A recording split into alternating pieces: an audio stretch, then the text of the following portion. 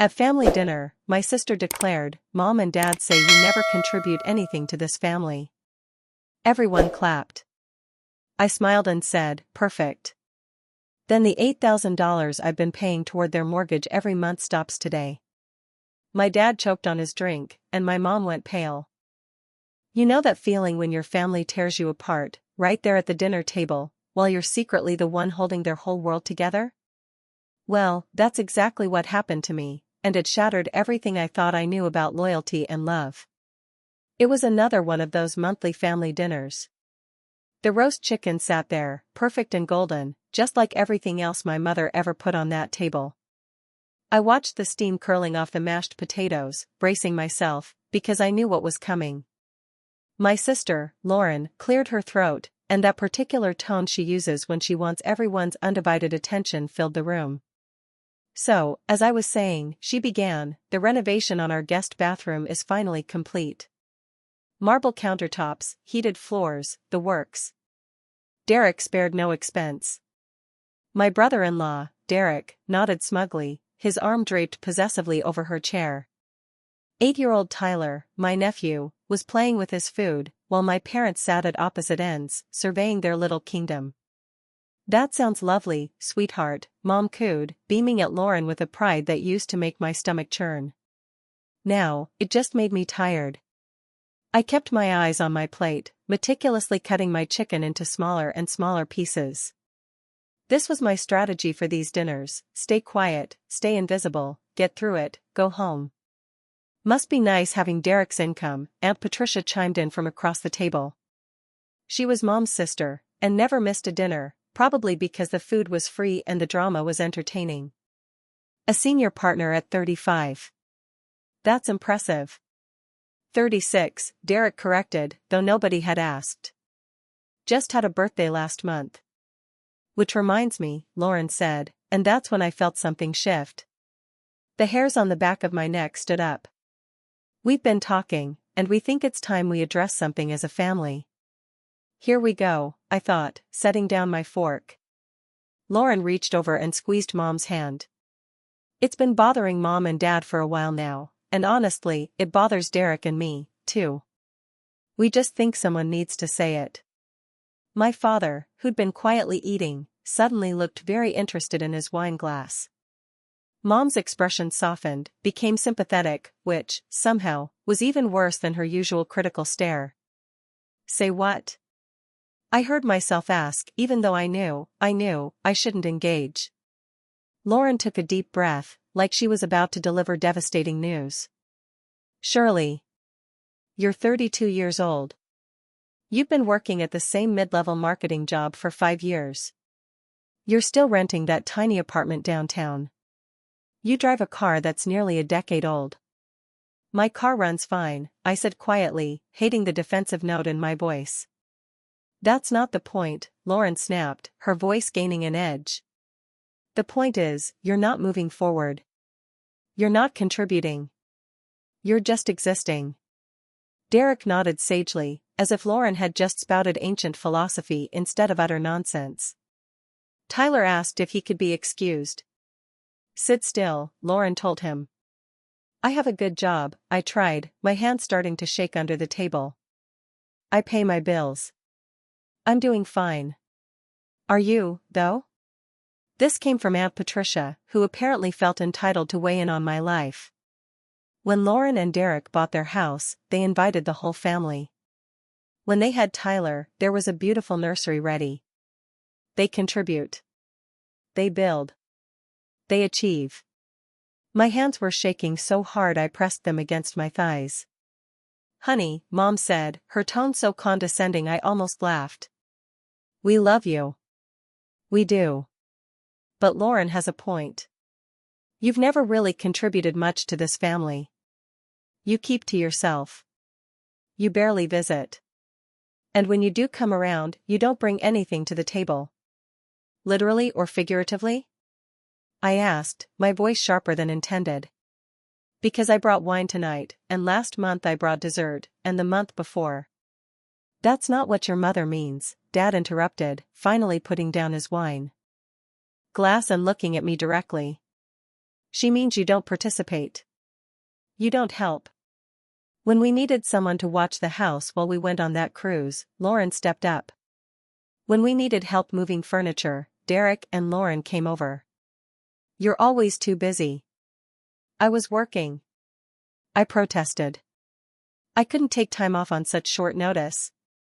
There's always an excuse with you, Lauren said, and now she was standing up, really getting into her moment. Do you know how many times I've covered for you? How many times I've had to explain to people why my sister can't be bothered to show up for family events? What events? I'm here every month for these dinners.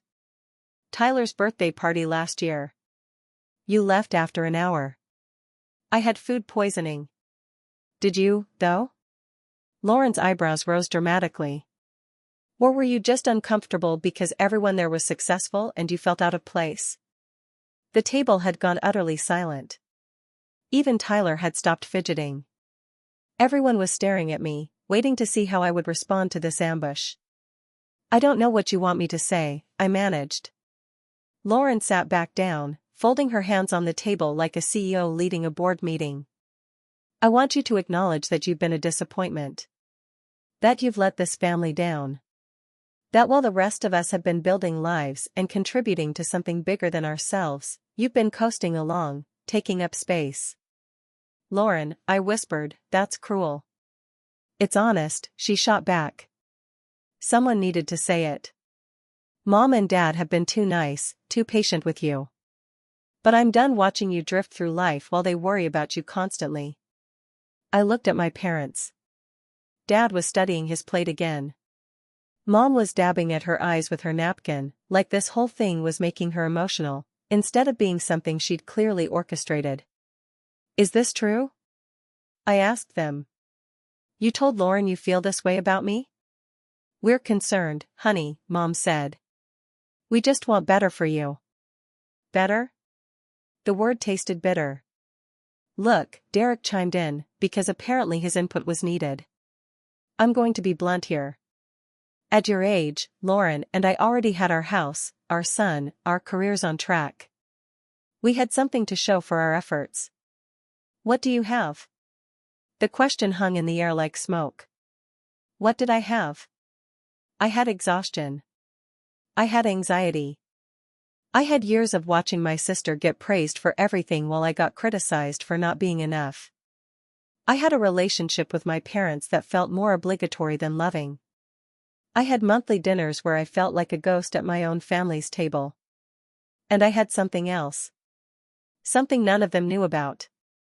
You're right, I said suddenly. Everyone looked surprised. You're absolutely right.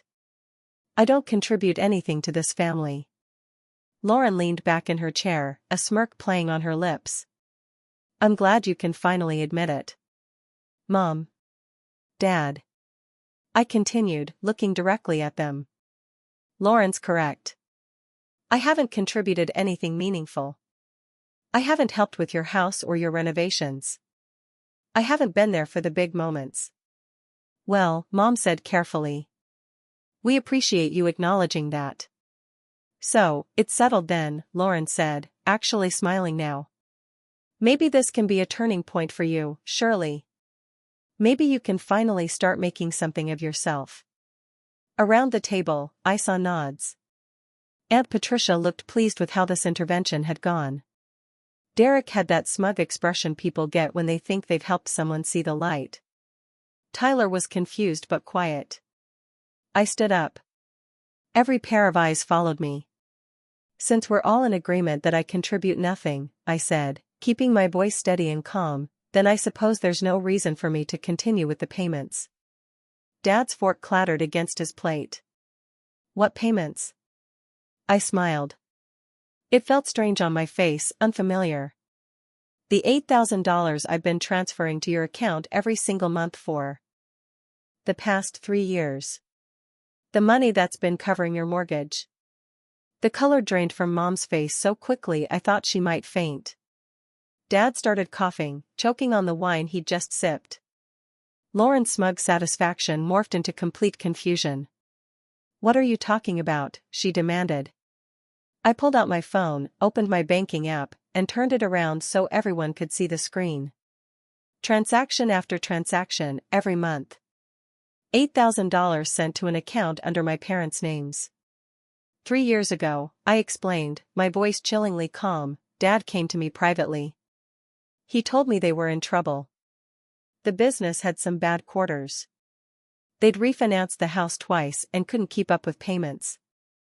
They were going to lose it. Dad's face had gone from pale to red. Mom was gripping the edge of the table. He asked me not to tell anyone, because Mom was embarrassed. Said it would crush her if Lauren found out they weren't as financially stable as everyone thought. So, I've been paying their mortgage every month for 36 months. That's $288,000, if anyone's counting. Lauren turned to our parents, her eyes wide. Is this true? Mom opened her mouth, but nothing came out. Dad stood up abruptly, his chair scraping against the floor. Shirley, he said, his voice rough. This isn't the time. No, Dad. This is exactly the time.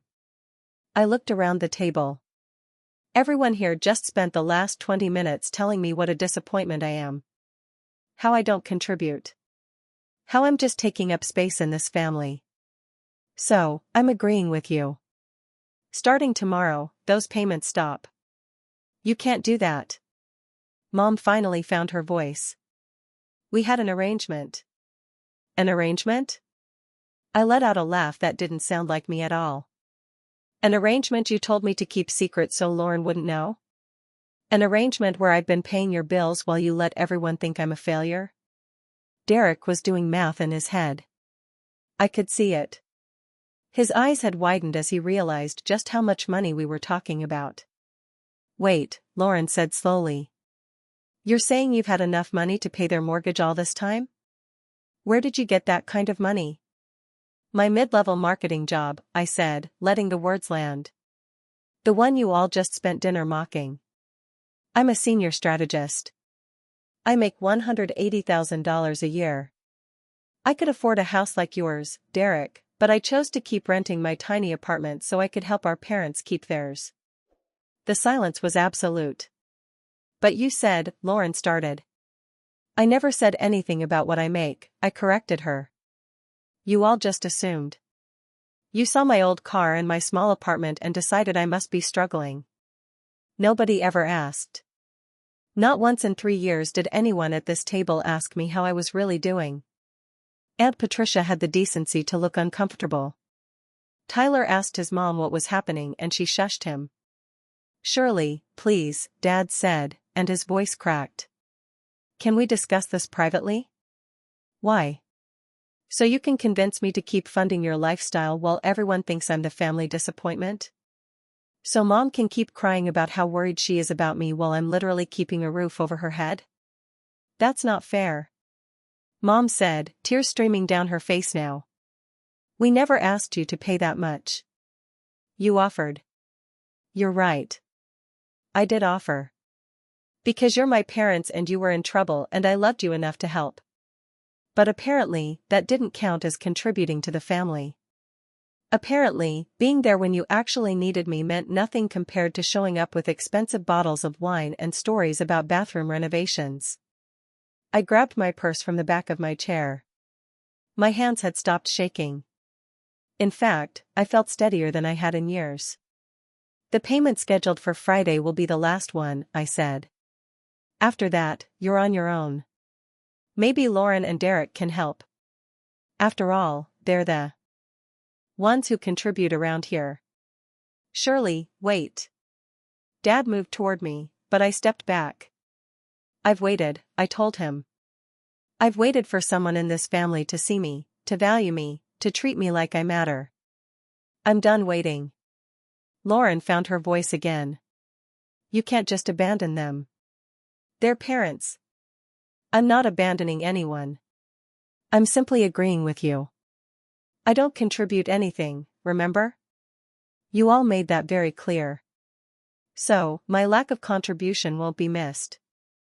This is blackmail. Derek said suddenly. You're using money to manipulate them. I turned to look at him. Really?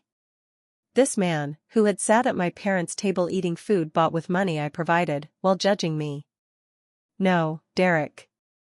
This is a boundary. I'm stopping something that was never appreciated.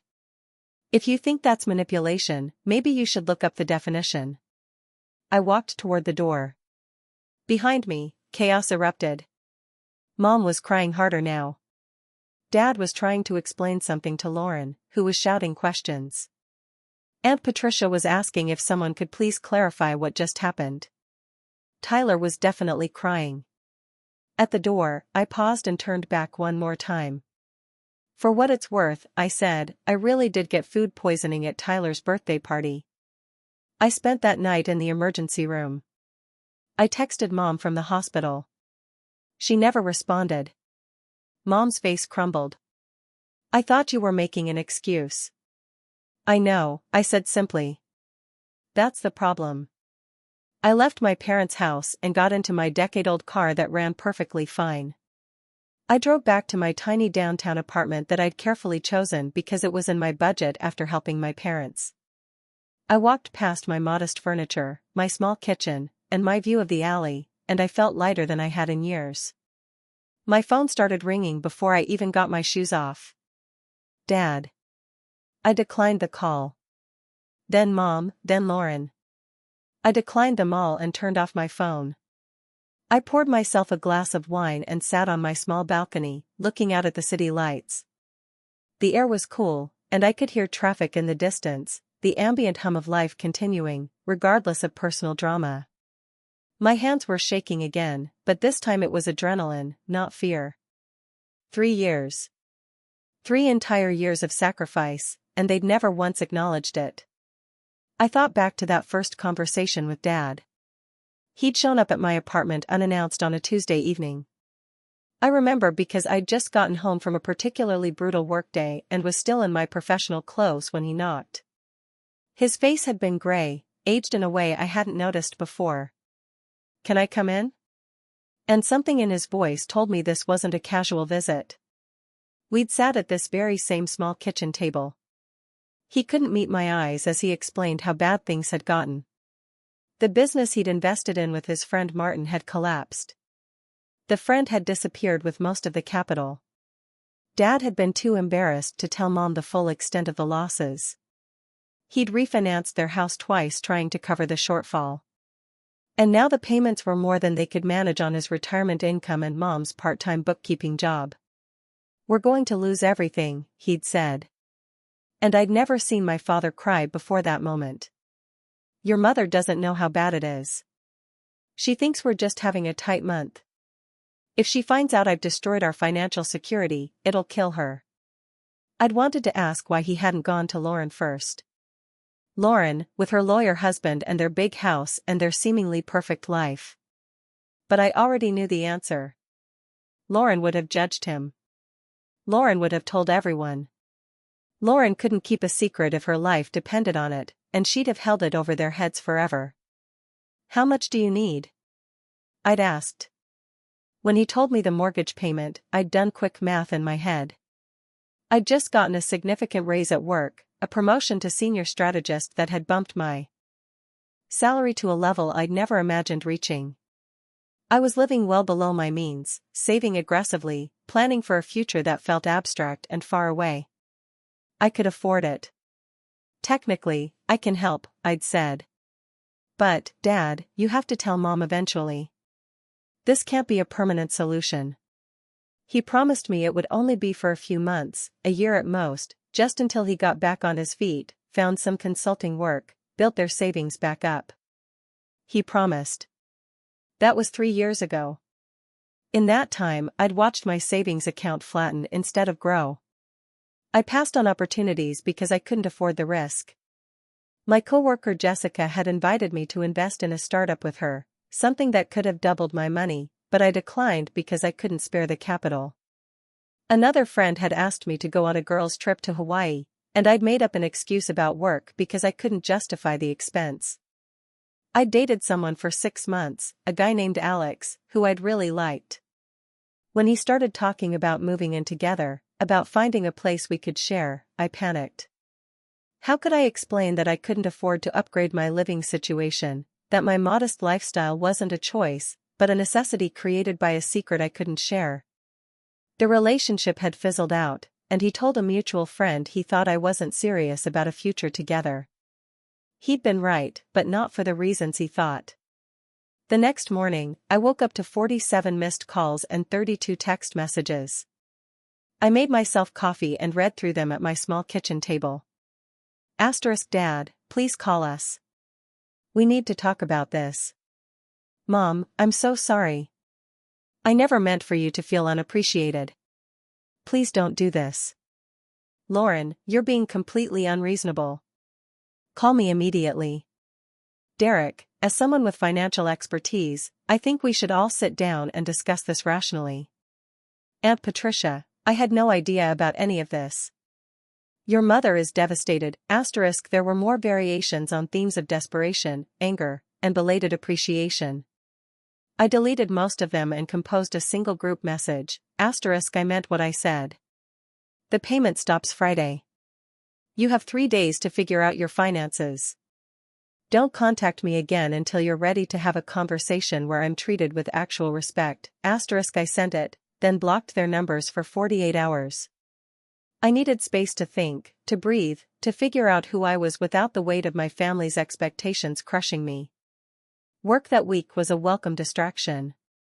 My colleague Marcus noticed I seemed different, lighter somehow. During lunch, he asked if something good had happened. I quit, I told him. Something that wasn't good for me. Good for you, he said, raising his coffee cup in a toast. Life's too short for things that drain us. Marcus didn't know how right he was. We'd worked together for 4 years, sat in adjacent cubicles, collaborated on dozens of campaigns, and he knew almost nothing about my personal life. Not because he wasn't friendly, but because I'd learned to keep my world separate. Work Shirley was confident, creative, assertive. Family Shirley was quiet, apologetic, invisible. You should come out with us Friday, Marcus continued. Sarah's organizing drinks for her birthday. The whole team's going to that new rooftop bar downtown. I'd declined every single happy hour invitation for 3 years. Always too tired, always had plans, always some excuse that was technically true but missed the real reason. I couldn't afford to spend $50 on overpriced cocktails when I was sending $8,000 to my parents every month. I'll be there, I said, and Marcus looked genuinely surprised. Yeah, that's great. Sarah will be thrilled. She's always saying she wishes you'd come hang out more. The idea that my coworkers wanted me around, that they noticed my absence and cared about it, felt strange and wonderful. At work, I was valued. My ideas were respected. My contributions were recognized and compensated. I'd been living in this parallel universe where half my life made sense and the other half was a nightmare, and I just decided which world I wanted to inhabit. Thursday afternoon, I got an email from an address I didn't recognize. When I opened it, my stomach dropped. It was from Derek, sent from what must have been a personal account. Shirley, I hope you read this. I owe you an apology. At dinner, I participated in something cruel, and I did it without knowing the full story. Lauren told me everything after you left. I'm ashamed of how I behaved. You've been supporting your parents while I sat there in their home, eating food purchased with your money, judging you for not measuring up to some arbitrary standard of success. I was wrong. I'm going to encourage Lauren to reach out to you, but I wanted you to hear directly from me. I'm sorry. If you're willing to talk, I'd like to buy you coffee and apologize in person. No pressure. I understand if you'd rather not. Derek I read it 3 times. It was measured, genuine, free of the pompous tone Derek usually carried. I didn't respond immediately. Instead, I saved it to a folder and went back to work. That evening, my doorbell rang. I looked through the peephole and saw Aunt Patricia standing in the hallway, holding a casserole dish. Aunt Patricia, I said, opening the door but not inviting her in. I brought you lasagna, she said, holding up the dish like a peace offering. Your mother's recipe. That's kind, but I'm fine. Can I come in, just for a minute? Against my better judgment, I stepped aside. She walked into my apartment and looked around with obvious surprise. This is nice, she said. Cozy. I always pictured it as more cramped. Everyone did, I said flatly. That was kind of the point of what happened at dinner. She set the casserole on my kitchen counter and turned to face me. I feel terrible about what happened. I had no idea about the money, about what you've been doing for your parents. Would it have changed anything? I asked. Would you have spoken up when Lauren was tearing me apart? Aunt Patricia had the grace to look ashamed. Probably not. I'm embarrassed to admit that. I've always seen Lauren as the successful one, the one who had it all figured out. And you were so quiet, so private. I made assumptions. Everyone did. Your mother is devastated. She's been crying for days. Your father barely speaks. They know they've lost your trust, and they don't know how to fix it. Maybe they can't fix it, I said. Maybe some things, once broken, stay broken. You don't mean that. I might. I haven't decided yet. I crossed my arms. Why are you really here? Did my parents send you? She sighed. Your mother asked me to check on you, to make sure you're okay. To see if there's any chance you'll reconsider about the mortgage payments. There it is. I felt anger rising in my chest. Even now, even after everything, it was still about the money. Not about how they treated me, not about rebuilding a relationship, but about whether I'd keep paying their bills. That's not fair. Your mother is genuinely worried about you. She should have been worried about me 3 years ago. She should have been worried every time Lauren made a snide comment about my life. She should have been worried when I spent Christmas alone because I was too busy to come to their party. But she wasn't. She was worried about her house and her reputation and making sure Lauren stayed happy. Aunt Patricia was quiet for a long moment. Then she said, "You're right. Everything you're saying is right. I'm not here to defend them. I'm here because I love my sister and I love you, and I hate seeing this family fall apart." It was already falling apart, I told her. I was just the only one holding it together, and nobody noticed. On Friday morning, I logged into my banking app and canceled the recurring transfer. My finger hovered over the confirm button for only a second before I pressed it. Done. My phone immediately started buzzing. A text from Dad, *, please don't do this. We can talk. We can fix this, *, another from Mom, *, Shirley, please. I'm begging you.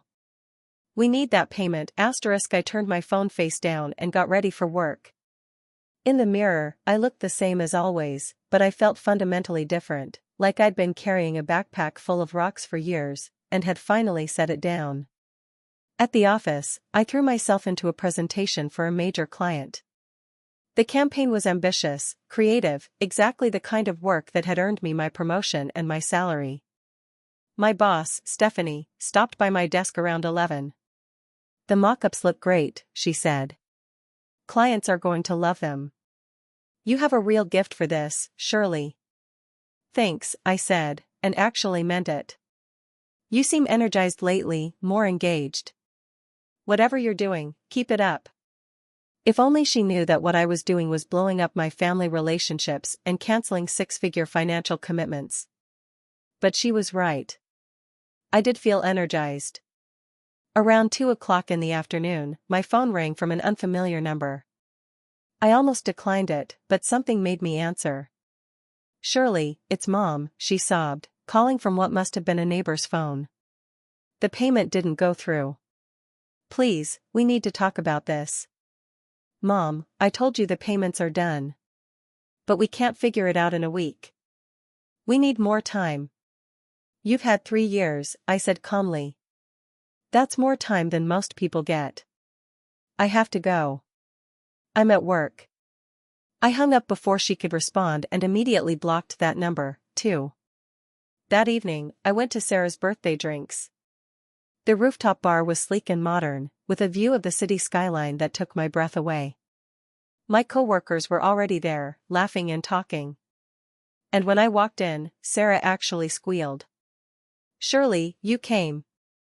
I'm so glad you're here."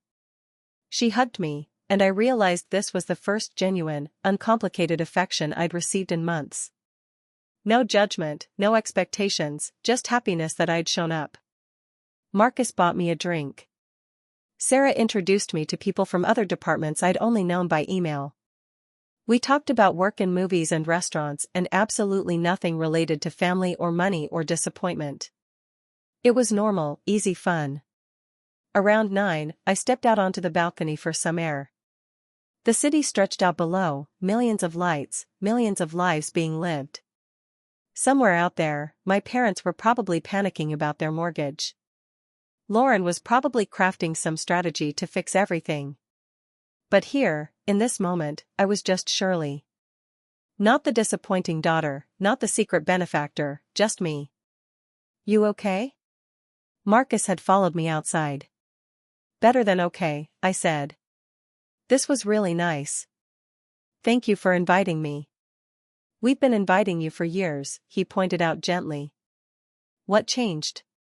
"I did," I said simply. "I stopped living my life according to other people's expectations." "Good," he said. "For what it's worth, you seem happier." When I got home that night, there were 17 missed calls. I listened to none of the voicemails.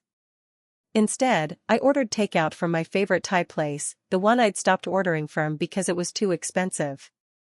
I ate pad Thai on my couch, watching a mindless action movie, feeling more content than I had in years. Saturday morning brought a knock at my door.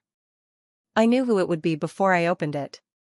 Lauren stood there, looking worse than she had at my office. She'd been crying, her eyes red and puffy. "Can we please talk?" she asked. I let her in. We sat on opposite ends of my couch, the space between us vast. "Mom and Dad are going to lose the house," she said without preamble. "I know. Doesn't that bother you?" "Of course it bothers me," I said. "I'm not a monster, Lauren. But it bothers me more that they let you humiliate me while I was keeping them afloat." "I didn't know." "You didn't care to know. There's a difference. You never asked about my life, my job, my finances. You just assumed I was failing and treated me accordingly." Lauren was quiet for a moment. Then she said, "Derek and I had a huge fight last night. About money, about our lifestyle, about priorities. He told me we're living paycheck to paycheck despite his salary. He said we've been performing success while drowning in debt." "I'm sorry," I said, and found that I meant it. "Are you?" she asked, a bitter laugh escaping her. "Because from where I'm sitting, you seem to have it all figured out. Good salary, low expenses, savings in the bank. You were smarter than all of us." "I wasn't smarter. I was just quieter about my choices. And I paid a price for helping Mom and Dad. I gave up opportunities, relationships, experiences. I don't regret helping them, but I do regret letting everyone think less of me while I did it." "What do we do now?" Lauren asked. Derek and I calculated what we could contribute to the mortgage. "We can do $4,000 a month if we cut back on everything, but that's only half. Then they'll need to figure out the other half. Sell something. Downsize. Find roommates. I don't know, Lauren, and honestly, it's not my problem anymore. They're parents. They're adults who made financial decisions that didn't work out. That's not on me to fix forever." Lauren stood up abruptly. "I came here hoping you'd change your mind, that you'd see reason." "I have seen reason. That's exactly why I'm not changing my mind." "Fine," she said coldly. "But when they lose everything, when they're struggling and miserable, remember that you could have prevented it." "I'll remember that I prevented it for 3 years while being called a disappointment," I shot back. "I'll remember that I sacrificed my own security for theirs and nobody cared. I'll remember all of it, Lauren. Will you?" She left without another word, slamming the door behind her. My phone buzzed. A text from Marcus. Asterisk meeting starting soon. You okay? Asterisk I smiled. Asterisk on my way. I'm good. Asterisk and I was. For the first time in 3 years, I was actually good. The weeks that followed were difficult. My parents tried every approach: guilt, anger, bargaining, promises to change. I held firm. I showed up to a family therapy session they arranged, but only after they agreed to certain ground rules: honesty, accountability, no manipulation. In that session, Dad finally admitted he'd been in financial trouble for 5 years, not 3. He'd made bad investments, tried to hide the losses from Mom, and dug himself deeper trying to fix things. When I offered to help, it had felt like a lifeline, but also like a shameful secret. Mom admitted she'd known I was struggling emotionally at those family dinners, but had never said anything because she didn't want to rock the boat with Lauren. She'd taken the path of least resistance, which meant sacrificing me to keep Lauren happy. Lauren attended, too, with Derek.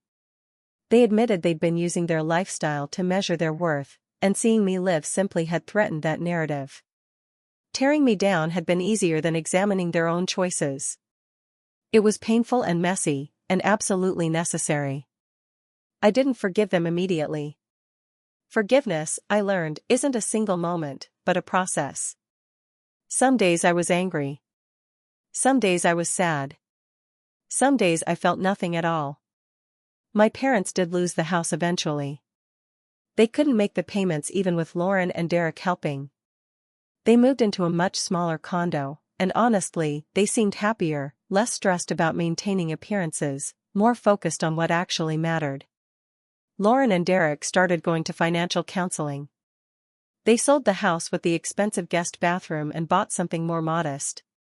Their marriage improved once they stopped competing with everyone around them. As for me, I kept my small apartment for another year before buying a place of my own. Not a mansion or a showpiece, but a cozy 2-bedroom with a great view and a mortgage I could easily afford. I adopted a dog. I started dating someone who thought my old car was charming, my job impressive, and my boundaries healthy. I went to family dinners again eventually, but they were smaller affairs at my parents' condo. Tyler was older now, and he apologized to me one day for not saying anything at that dinner years ago. I told him he was 8 and it wasn't his responsibility. He hugged me, and it felt like something healing. Lauren and I rebuilt our relationship slowly. We'd never be best friends, but we became actual sisters. She stopped performing, and I stopped hiding. We learned to be honest with each other, even when it was uncomfortable. The day she called to tell me she was pregnant with her second child, she said something I'll never forget: "I want this baby to grow up knowing their Aunt Shirley, the real you, not the version I made up to make myself feel better." I'd like that, I told her. Mom framed a photo from that therapy session and hung it in their new place. In it, none of us are smiling perfectly for the camera. We look exhausted and raw and real. Under it, she wrote, "The day we started over." Sometimes I look at my banking app and see the money accumulating that used to go to my parents. I think about the 3 years of payments, the $288,000 I gave without recognition. Part of me mourns that money and what I could have done with it. But mostly, I feel proud. Not because I gave the money, but because I knew when to stop. Because I recognized my worth even when nobody else did. Because I chose myself when it mattered most. That dinner where Lauren declared, "You contributed nothing," and everyone applauded, was the worst night of my life. But it was also the catalyst for everything that came after. The moment I stopped accepting scraps and started demanding my seat at the table. The moment I realized that contribution isn't measured in dollars or bathroom renovations or perfectly styled appearances. It's measured in honesty, in courage, and in the willingness to say, "Enough is enough."